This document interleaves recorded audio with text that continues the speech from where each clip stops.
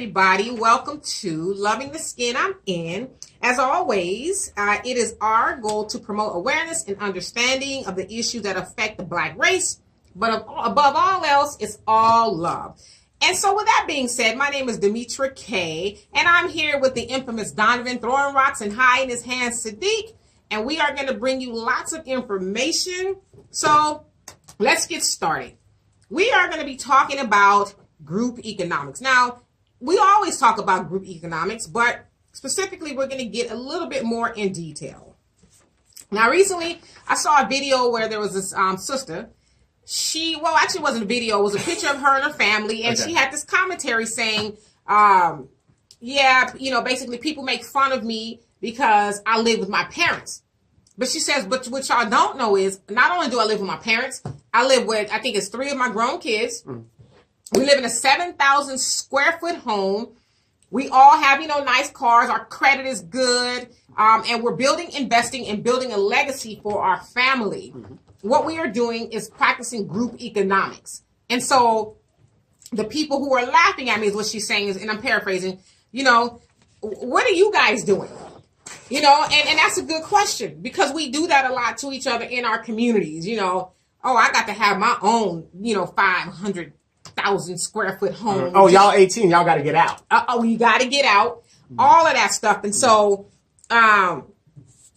basically I wanted to get into what is group economics. Okay, so I took the liberty of getting the definition. From Urban Revolution, they describe it as group economics. While there is no formal definition, group economics can be defined as one group of people who have a common economic interest. That group agrees to actively and consciously pursue the economic interest together to create a sustainable and secure economy for themselves. So that means, in a nutshell, and I know you guys are very smart, you can figure it out, I just want to break it down. It's like if we're working together, so me and Donovan here, let's say, opposed to us having our own, let's say house or whatever, he has his 10,000 square foot home and I have my 20,000 square foot. Absolutely. Amen. Amen, sister. We come together and say, you know what? Why do we need all this space? Why do we need to pay, all of this mortgage when we can pay one mortgage, save the rest of our money, let's build a business or something and keep the money in the house and all that other stuff. So that basically is what that means. Let's work together for the common goal of unity, and especially in regards to Black people. Now, this past weekend, I had the pleasure of meeting a family. They were a Hispanic family, and they were actually moving into a bigger house. It was probably maybe about 7 or 8 of them or more in this house. Now, they all saved together. They all saved together. And so what she said, the lady, I guess she's more like the spokeswoman of the family, whatever you can call it. They have their own business. They all work from home, and they keep the money in the house. They live together, and so they're functioning. They're practicing group economics. We're working together, we're spending the money together, and we're saving and building together. And I said, wow, that is awesome. I also read a book by the name of The Hidden Secrets of Oriental Wealth. And I think I spoke about this once before. Now, in this book, it talks about how Asian people, they collectively work together in order to build wealth. It is said that, Asian people are second behind Jewish people in regards to being the richest.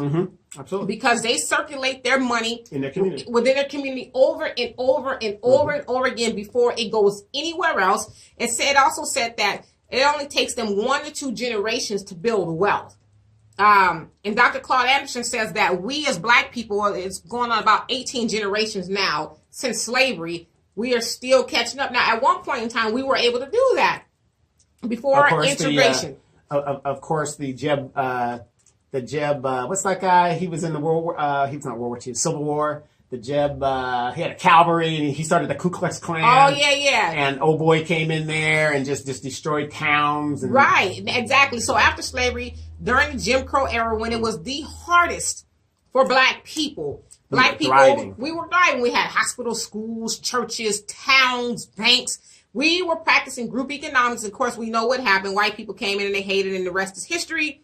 And they created institutional systemic racism, and we are still yet to recover. However, a lot of that has to do with us because we keep buying into the false narrative that you ain't shit, I ain't shit, and together, yeah. So is a house, right? Okay, exactly. And so, if I see you getting just a little bit more, brother, I'm not going to his store, because I don't understand why he need to do this. Instead of saying, you know what, this brother got a store. He's trying to make it. If I give him my black dollars, he's able to hire more black people, and then we can, do this as black people. Right. Let me interject real quick right there. I'm going to use this as an example for those that might not visualize what you're saying. It's like the rap music and the record industry. I'll start Ruthless Records, then you want to start Death Row. Exactly. You want to start Bad Boy. Right. And LaFace Records. Right. Instead of all these people coming together. Right. And having all, like Motown used to do in the 60s. Everybody wanted to be on Motown. It was just Motown. Motown. Right, it was just Motown, but like you said, there's all these... I mean, to the point to where there was a feud, allegedly, Puffy's group killed Tupac. I'm saying allegedly because we know that's all kind of, and then Biggie was killed by the other, by the West Coast. So it's just like all this drama, but that's actually an excellent analogy. And so, Dr. Claude Anderson, we talk about him a lot on here. He's a black economist and culturalist who talks about what we need to do as black people to get ahead. And so he says, or he actually asks, and he makes a statement saying, can modern black America do what 18 previous generations failed to do or were not allowed to do? It will require black Americans to make drastic behavioral changes. We have to change our mindset and the way we see each other. I mean, we talk about behavioral things. It starts in the mind. It starts with how we think. And again, as I said a couple of minutes ago, how we see each other. We can't always have, because and I'm not being negative, but in the black community, we have that crab mentality. We see it every day, and it's shown to us every Atlanta Housewives. Right. I gotta have a bigger house. Oh, you got a bigger house. I gotta do it. Cardi B, Nicki Minaj, all these feuds. Your booty's bigger, my booty's bigger. and I'm glad you brought that up, because now that I'm thinking about what you're saying, you see it every day. In every aspect of our race, we see it, and I think a lot of times we're not even cognizant that we're doing it. Right. I mean, you can go to Winco and we'll see some form of hate toward each other. Yep.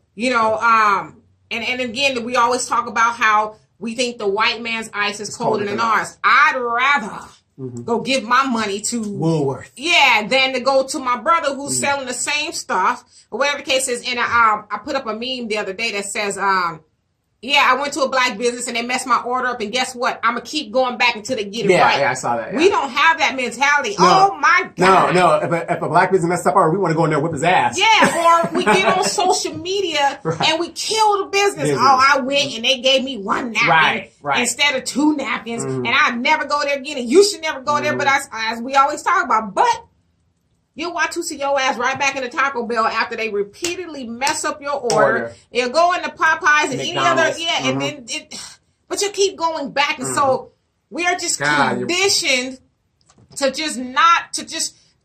to be a crab. Yes. Instead of saying, as the meme said, I'm gonna keep going back until you get it right, or instead of going on social media, did you ever think about going to talk to the business? Hey, I really like your barbecue ribs, but I'd like more napkins. Is there something you can do? Can I get some more sauce on that? Yes, I'm from Louisiana. Let me show you how to. Right, and we don't understand when we do that. We're not practicing group economics. In fact, we're practicing the opposite, because what you're doing is being instrumental in helping that business fail. Right. Instead of saying, okay, well, what can I do? What can I do to make sure that business is successful? But, playing the devil advocate, you have these guys, you might have a good business, right? And then they're making all the money and stuff like that. Then, of course, we're humans. Jealousy comes in there and all this other stuff. Or that guy starts cutting back. Again, Robert Johnson had a good... You going to give me $1 billion? I'm out. Right. And then the white guy takes over, and people still watch BET or Black Entertainment for teenagers. For teenagers. And they're putting in all of this garbage on there. Right. And... you think it's a black-owned company, and it's really not. But or it's just like here in Moreno Valley, California, we have Popeye's Chicken, owned by and I'm not saying it's a bad thing because it's owned by Hispanic people or whatever. Like you said, we faithfully go to that business no matter how bad the service is. Right, and it really is because we're just preconditioned to. I guess I can use the word hate, to hate each other and to hate on each other. Okay. You know, it's like, because I think we feel if I give them $1, that's going to mean they're going to get rich and I'm not going to get rich. So I'm not going to help them do that. And so we find ways to, you know, to justify not to support that person. And we have to change the way we think. And so I thought about the sister who I saw on Facebook. You know, she's saying how people laugh at her and stuff like that. I personally know people who live in, you know, these big old houses. Huge. Yes. But yet, and I'm not saying, as you would say, Ray Ray and Pookie and them come in and tear your shit up. I ain't talking about that kind of stuff.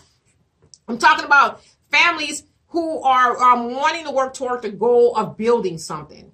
Why do we need to live in all these big old houses? Because, and I'm not saying nothing that doesn't work. We know that most other races practice that. Asians, Hispanics, Jewish people, Arabs, they all do it. They all live in one house, working toward the goal of getting another house, starting this business and that business, and the rest is history. Right. And so then we as Black people, we stay being the consumers instead of producers, because we can't even live under the same roof without thinking, well, shit, I can't have them come stay with me. I don't want people to be thinking I'm just, you know, I can't afford my shit. And you know, and you know, I want people to also remember this. If you look at the statistics in government, Asians' participation in government, city, municipal, whatever, is less than 3%.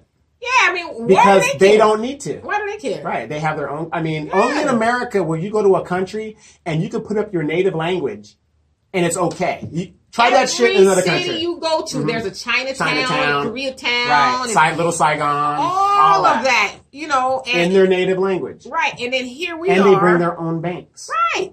And so it's like, Bank of America, keep that, right? And I'm not hating on for them to do that. I'm just saying if they can do it, why can't we do it? And if we had an economic, and the reason why Asians don't participate in government, they have an economic base that they don't need to. That's it. We don't need the government for, now they, you know, of course, you know, they do get loans and stuff. No, when I say government, I know what you mean. Yeah, but I'm not saying they don't totally abstain, but if they didn't get a loan, they got this whole federation, you know, of people who pulled their money together. Okay, what is it you're asking? Because the book that I read, The Hidden Secrets of Oriental Wealth, they talked about that, how they have pulled all their money together. And so if so-and-so wants to start a corner store, okay, we got the money. We'll give it to you. Right. Get the business started, and then you start putting it back, and then we'll continue to build all these businesses. And in the meantime, do this. Commercial. I understand you're hiring it. No, family business. No hire. No, family business. But that is still within the realms of practicing group economics. Exactly. That's how it is done. Exactly. And I'm not mad at any other race for doing that. You know what? Yes, we do get Black dollars. However, we're only hiring our people. I mean, that's how you do it. That's how they're able to sustain as a community. And I was also researching Dr. Claude Anderson, some of the things that he was saying. He was saying that Black people aren't even a community. We are, in essence, a neighborhood to where we just live in the same area. We don't even know each other. We don't even talk to each other. Because a community means a group of people working together conducively, and we're not doing that. Stop waking people up. Well, it's true. Stop waking them up. And so, in order for us to be a community, we have to start practicing grouping economics. And first of all, we got to start liking each other again. Stop trying to find ways of, you know, well, I need to figure out why I don't like them, you know, or why I'm hating. Like, I keep going back to the young lady I saw on Facebook. It's like, I believe her when people laugh at her. Yeah. She living at home with her mama. You know. What do I tell you all the time? My mom is 67 years old. I can't wait till she moves to come back to California. Yeah, but why? To me, why is that a crime? Why is that a stigma? Well, I think it's just something that's new in and I'm saying new within the last 30 years. Where it's like, okay, because we raised up 18 it's new again because we used to do that. Right, that's what I'm saying. But these women that the government says, and Trump's going to make America great again. Get your own. Here's a voucher. Keep that nigga out the house, and you raise the kids. Yep. And I mean, we're the only culture where I can't live here. And don't get me wrong, I have sons. They ain't gonna live up in my house if they're not doing something to better themselves. Oh no, you got to be productive. Right, being school or having a job. You got to be productive. Ain't no, like my daddy always say, I'm not gonna help you do nothing. because in my household we practice group economics. I have 3 of my nephews there, and everybody works and or go to school. Right. Everybody's contributing to the house. In the meantime, we're not spending a bunch of money on mortgage or rent or whatever the case is. We are able to pay a little portion here and save and do whatever else you need to do. To me, there's no shame in the game. I actually know people like that who, oh no, I got to have my own place. I can't have all these people staying with me and all this other stuff. But yet I personally also know you're struggling. Right. It's like me. I pay 100% of everything that I need to sustain, which isn't a big deal, but it's still 100%. Right. But if I had a significant other, that'd be 50%. Right. We can go half. Right. Or you were in a position, because I know your family lives here and there, but to have people come, then that lessens, what you need to pay out and also increases what you can save and or do invest something in. with. Right. Exactly. Right. And so that's what we need to get good at. And Dr. Claude Anderson also says a group's ability to compete is determined by its internal cohesiveness and self-interest. And so again, that goes to the fact that we are not operating as a community because we're not cohesive, so we can't compete. And he also speaks about us not competing. We should be competing vertically, going up and trying to compete as far as class. But we're too busy competing with each other. Right. Okay. And I'm going to jump on top of that with each other. Now, do you think, and I've said this a lot of time, and I know you don't like this guy, but Tommy Sotomayor talks about this all the time. Ooh, no. And you guys don't hear that message. There is a problem between the black man and the black woman. What do I tell you whenever I meet women? They got their fist balls. Well, yeah. Well, they got their fist ball. Number one, you can't even say good morning. But the thing is, I meet these women, and it's almost like a competition with them. Right. I'm not in a competition with you. Right. Well, I think what it is because you alluded to this point a minute ago, in that black women were sold this false idea of you're independent. Right. You don't need him. For one, when the whole feminism train came along, the white women drugged the black women with them. Girl, you need to leave your man too, because he ain't this and he ain't that. In addition to what you said, right? In addition to what you said, the government now they give it to everybody, but black people benefit from Section 8, food stamps, and all that. We're quick to take it, basically. Yeah, we're quick to take it, and so there you have it. I don't need you, and so. We have this idea in our mind. You need me for one thing, to make those kids. Well, yeah, and then, after that, you can go about your business. Right. And so then when you come along, in our mind, we have this false ideology that, well, I don't need him. He's here because I want him to be here. And so there's that competition. What are you going to do for me that I ain't doing for myself? And then I'm not saying that's true for all women, because there's some women who aren't on Section 8 and all that other stuff. But still, even women who aren't on Section 8, some of them, we do have that. I don't need you for that. If you here because I want you to be here. So there is that competition. Right. Or put it like this. I've been retired for 5 years. Haven't worked a day since 2012, right? Since I retired. I meet these women. Well, you got to get a job too. You could go to Walmart. Why? What is in their mind that makes them think that, and here's the sad thing, everybody, and I'm not trying to put my business out there or whatever. Some of these women I make more sitting on my butt in a month than they would have to do 40 hours a week, for the whole month. Right. I make more than them just doing nothing. And I personally know you, so I know that even that you're not working, and now when you say you're not working, it's not that you're unemployed per se. You just retired. I just retired. You have all your ducks in a row. Yeah, I checked out of the matrix, but I'm not saying I wouldn't work. The thing is, listen, I would prefer you not. That is my business. You never work, right? Because it's not like you're not. Yeah. It's not like you're sitting at home doing nothing. Right. You just chilling. I do a lot of the studio. Right. Well, I do a lot of Jerry Springer. Judge Maybelline, research. But you're out in the community, you're making a difference, you're trying to anyway, so you're a very active individual. Well, my thing is this, in case anybody's watching that wants to hire me. It's not that I won't work. Yeah, it's not that I won't work. Everybody has a price. I'm not going to short sell myself and put myself in danger overseas doing something, whatever. I know what I'm worth. So if you don't meet that price, I'm not going to come out of retirement. Well, I mean, then why mess up your peace of mind? I talk to you about it all the time. Hell, there's some days when I'm like, yeah, life probably would be easier financially if I had a 9 to 5. But then I think about, damn, I'm going to be stuck in traffic 6 hours a day. Right. Then I'm going to be up under somebody's desk and you got to be here. Yeah. But can I go to the bathroom? Can I go on vacation? Yes. No. Sister, not sister. But, Mary such and such has been here for 20 years and she has seniority. You can't go. Right. So, so. You got to work on the holiday. So as far as a woman thinking you need to have a job to be a man, it's right? But that competition, like, well, I'm working, you need to work. Wait a minute, I've already. This is what I'm bringing to the table. Right, motherfucker, you come home every day, you got a roof over your head, you got food to eat, you got a car, you got all the amenities, and then some.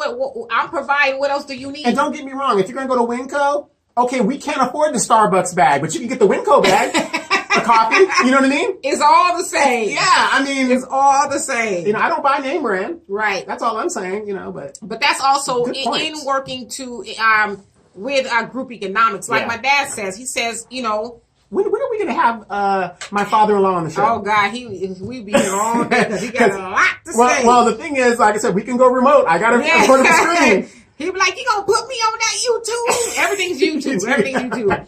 But that's a wise man. I don't care what anybody says. That man is very, very wise. But he says nowadays, and this is how you, this is not practicing group economics. He says some women, he said, well, some men actually will bring in a spoonful of money, and you got some women who will shovel it out the back door. Damn. Here this man is busting his hump, trying to make ends meet, bring home the bacon, and here you are at the mall, you're buying all these shoes and bags. Or you're dating another dude. And, and I'm saying that because I saw a show where the Robert Irvine show, and the girl had her mom there. Her mother was putting her in check. Yeah. She had a good man, and they thought they were coming there to get kicked out of the house.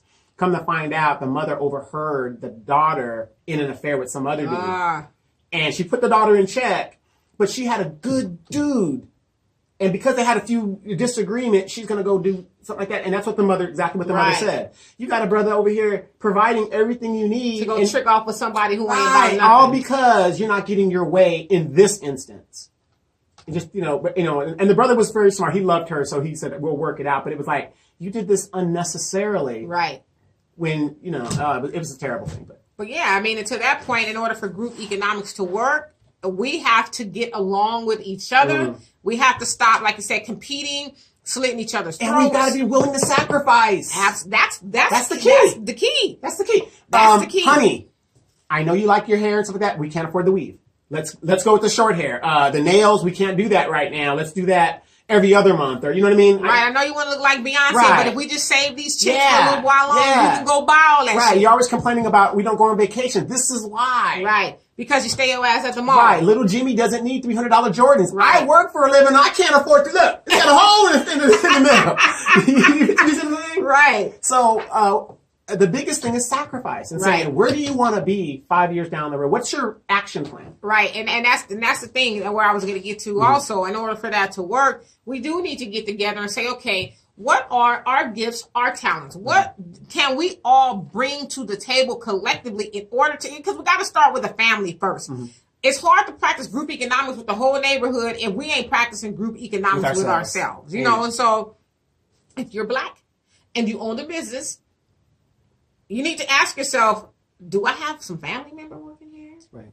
Or do I have somebody else's family member working here and they're taking that money home to their community? But wait a minute, that's discrimination. You have to hire, so many people. No, you don't. You don't. You don't. You don't have to do that. Now, there's some corporations that, prefer that's to have a quota, right? corporations. But as far as if we having this mom and pop business, it's mom and pop for a reason. Back in the day when mom and pop business came up, it was the mom, the pop, the kids, and everybody else was working. All my dry cleaners, it's all a family-owned business. No!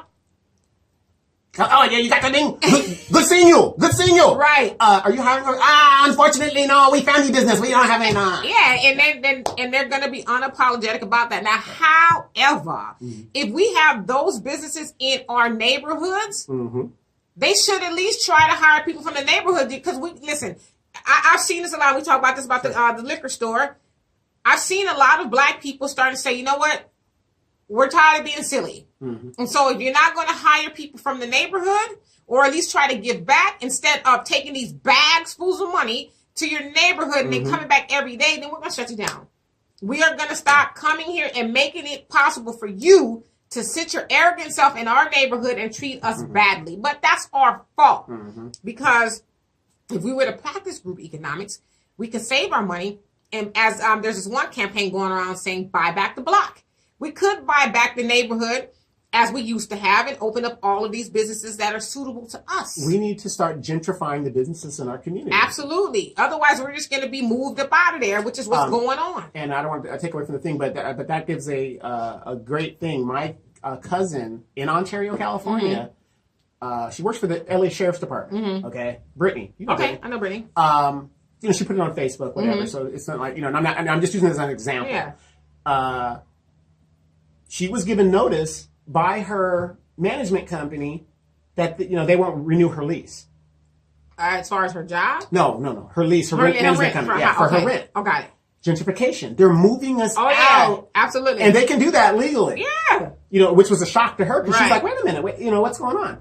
Because once you're in, they can only raise your rent 3% or something like that at the high, whatever deal is. So they figured, hey, we're going to get you people out and we can get bigger and better rent. But that's the purpose of it. Because why? Why is that? Because who holds most of the wealth?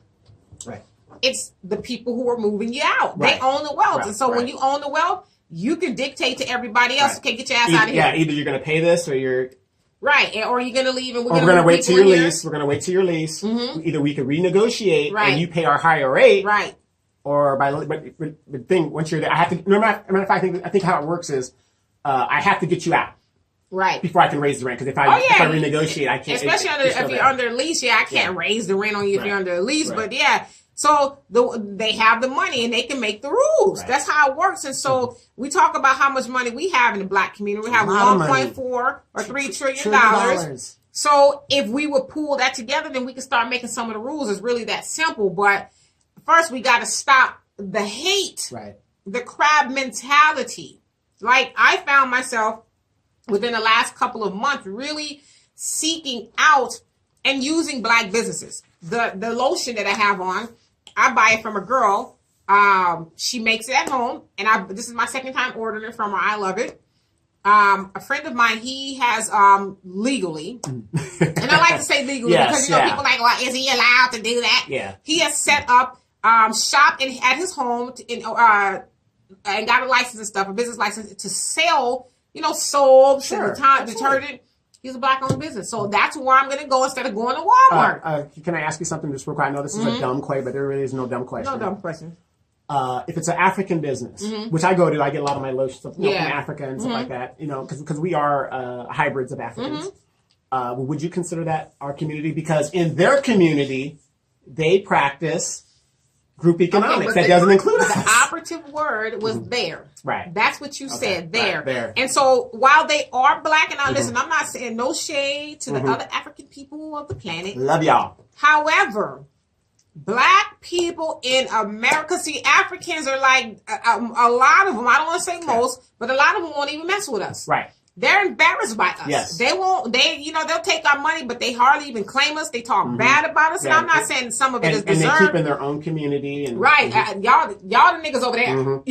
Yeah. And we're not. We don't understand all this free education and you Negroes ain't taking advantage. Right. And so and that's pretty much their attitude. And so I would say I'm not trying to be a separatist or, us and them type thing, but we have to get it together as black people in America. We have to get our stuff together because we are at the bottom of the totem pole and everything in society. And we continuously complain about how nobody's doing this for us. We can't do this. And what about us and the president and all? Listen, we have the power to change it around if we really work toward it and wanted to. Do you think that's going to happen? And I mean, in your opinion, do you think that's going to happen and is it going to happen fairly soon? Because the way things are going with the Antichrist running around, it's going to be a free-for-all. Seriously. Well, I do see some things taking place. I see, and the people I associate with, I see people waking up. And like I said, I don't like to say that I'm woke. I like to say that I'm waking up because you're always learning something new. I do see people starting to get it because I think at this point, like you said, with the Antichrist, who is Trump, him and his policies are really forcing Black people into, I guess, a hole. Mm-hmm. Is it a bad thing? I don't think it's a bad thing. So sometimes you really reminding the Negro of who we are to them. Mm-hmm. Not to us, but who we are to them. Well, it's also reminding us that, hey, nobody's going to save me, so I got to save myself. Which is what everybody else does. Right. Everybody else is not waiting, for Trump and anybody else to save them. They're like, listen, okay, we got all this money. This is what we need to do. Mm-hmm. And this is how we're going to be successful. We cannot depend. Like when I hear about the taxes and I don't even get mad about that kind of stuff. You cut out Obamacare, I don't get mad about it. Listen, I'm going to eat right. Right. Okay? Yeah, exactly. Which goes back to what you said about the group economics in the beginning as well.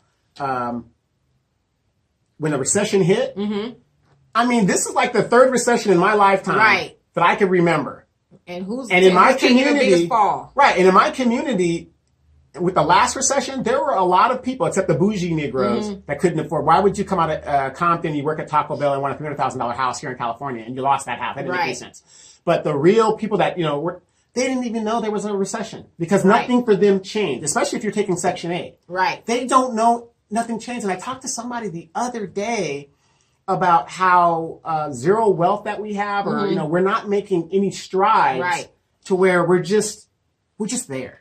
Well, and we're also to the point of, and me and you talk about this a lot of times with people, not really just in our community, but just people in general when it comes to taxes, they're like, listen, I'm going to work this year, but I ain't going to work a lot because I need to be able to get all my income tax money back during the end. Which is a bad way to think. Right.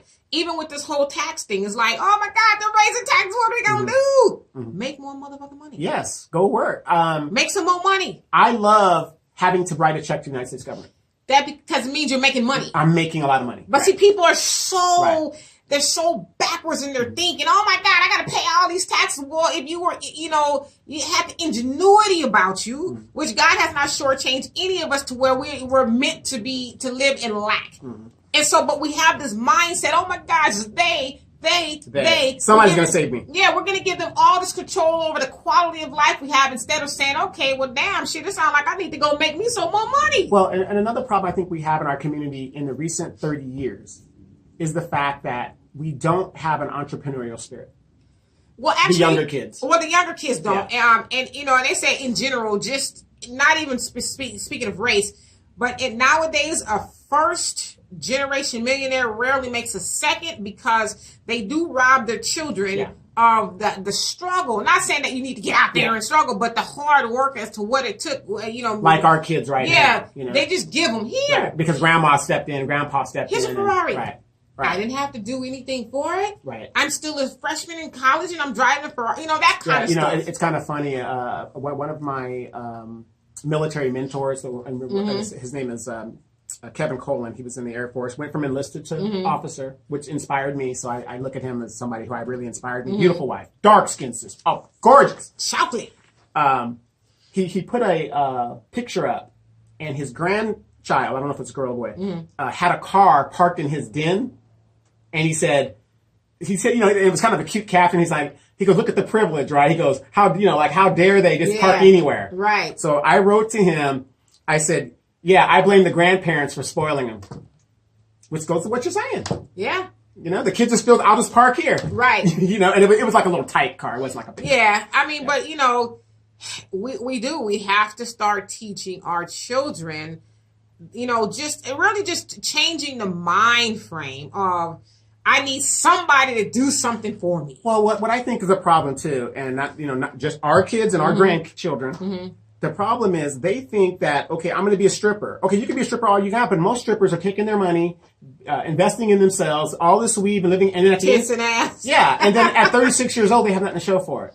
Our young boys, I want to be a rapper. And I'm in the studio, I'm doing this, I'm doing that, but there's no hit record, there's nothing really going on. So they're losing 20, 30 years of entrepreneurship. I mean, if you're going to get in the music industry, get into publishing. Right. Write the songs, and that's where the money's at. Right. If you're going to be a stripper, I don't know what field that can go to, but I'm just saying these are things that our kids are being put in their mind to aspire to, which means there's no structure of owning a business. We just really have to get out of that mindset of taking the path of least resistance.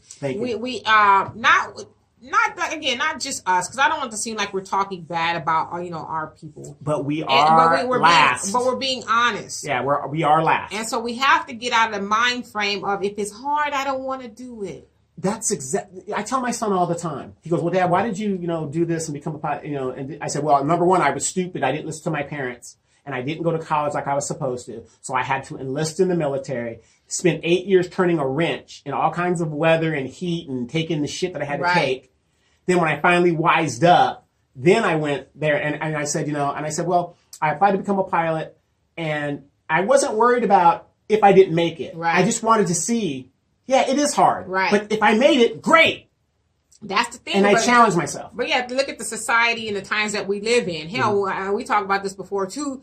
When we had to do a book report, you went to the library. Right. Now it's...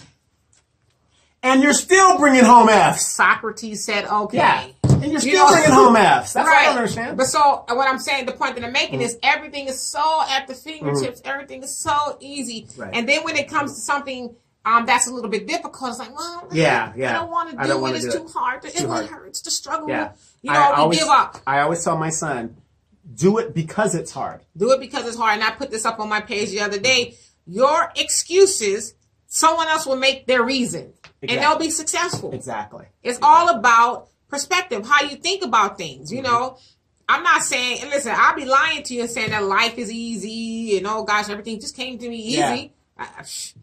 Most people who are successful will tell you, shit, I failed a bunch of times before I got it right. Yep, absolutely. Absolutely. And we can all come from that, right. So, when high school, I don't remember you driving a car.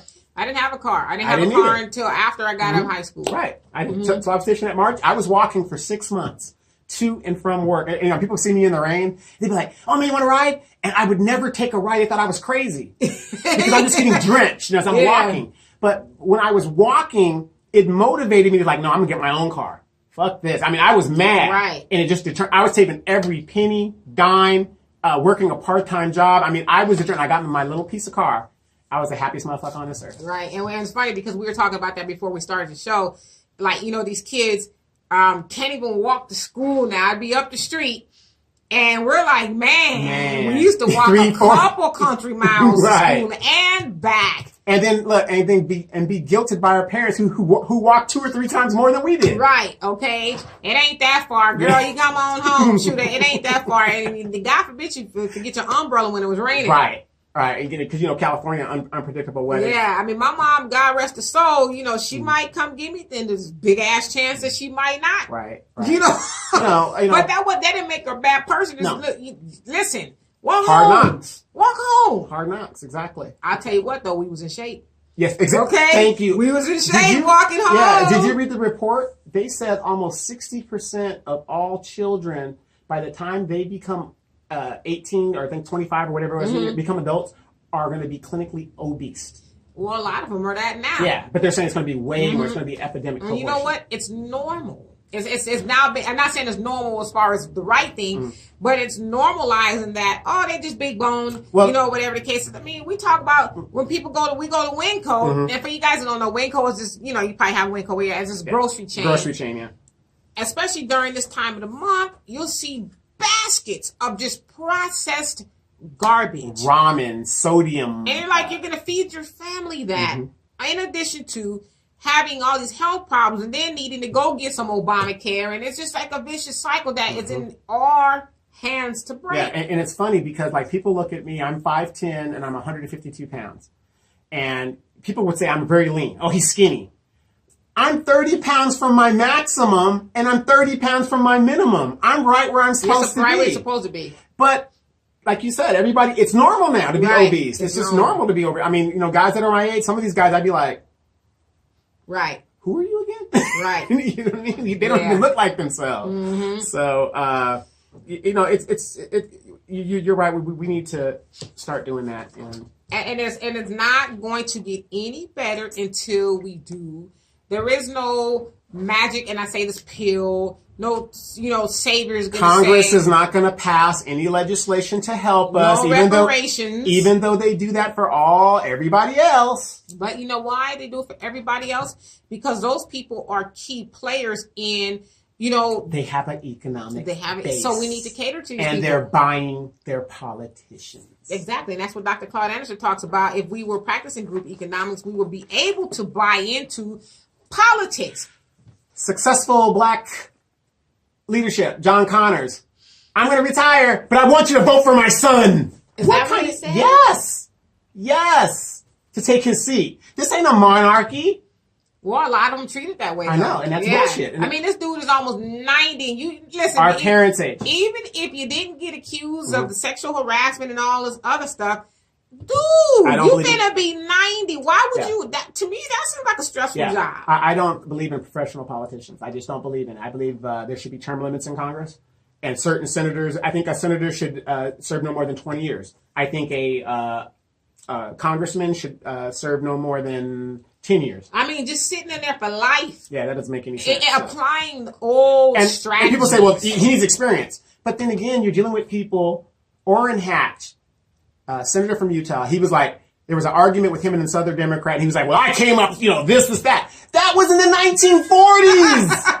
You could do that back then. Right. You can't do that now. We're in the new millennium now, so we need to, bring some new blood to the body. Your life experience is nothing to what the life experience is today. But you hit the nail on the head. It's my life experience, and you need to apply it to your life. Right. And that's the way they think. I mean, even with the taxes and the whole nine, it's what we deem is best for you.